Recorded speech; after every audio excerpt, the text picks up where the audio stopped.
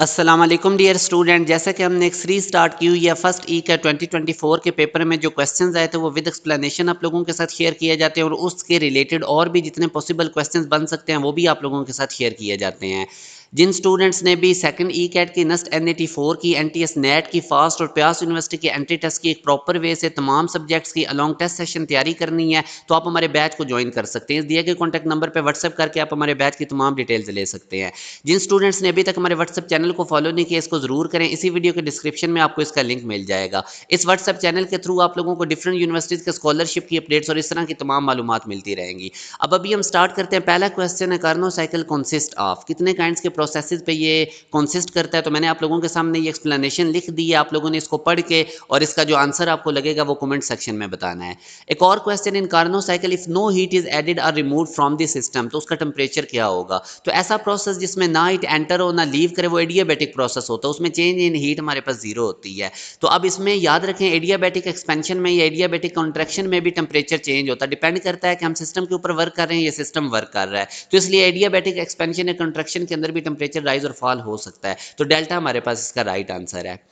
अब इसके अलावा अगर आप लोगों के साथ मैं नेक्स्ट क्वेश्चन शेयर करूं तो Carnot cycle heat is added only.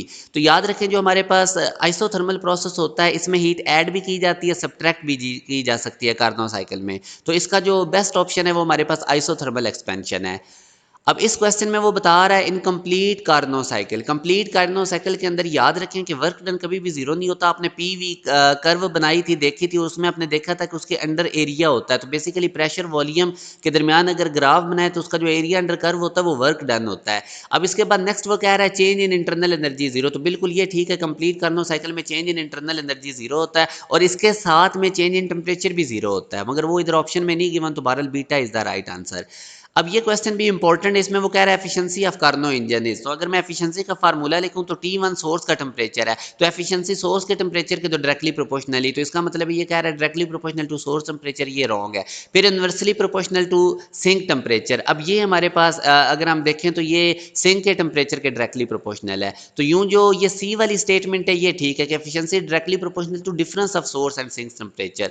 अब सोर्स और सिंक के टेम्परेचर का अगर आप डिफरेंस ले तो वो T1 - 2 इसके डायरेक्टली प्रोपोर्शनल है। तो यूं अगर आप देखेंगे तो सी हमारे पास राइट आंसर है। अब जो स्टूडेंट्स भी एक प्रॉपर वे से तमाम सब्जेक्ट्स की तैयारी करना चाहते हैं तो आपके पास ये लास्ट चांस है सेकंड ई कैट प्रिपरेशन के लिए।